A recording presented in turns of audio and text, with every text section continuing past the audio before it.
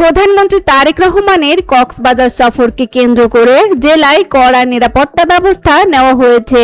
সফর ঘিরে প্রশাসন ও আইন শৃঙ্খলা বাহিনীর তৎপরতা বৃদ্ধি পেয়েছে। সংশ্লিষ্ট সূত্র অনুযায়ী এই সফর উপলক্ষে 6 জন মন্ত্রী ও প্রতিমন্ত্রী বর্তমানে কক্সবাজারে অবস্থান করছেন।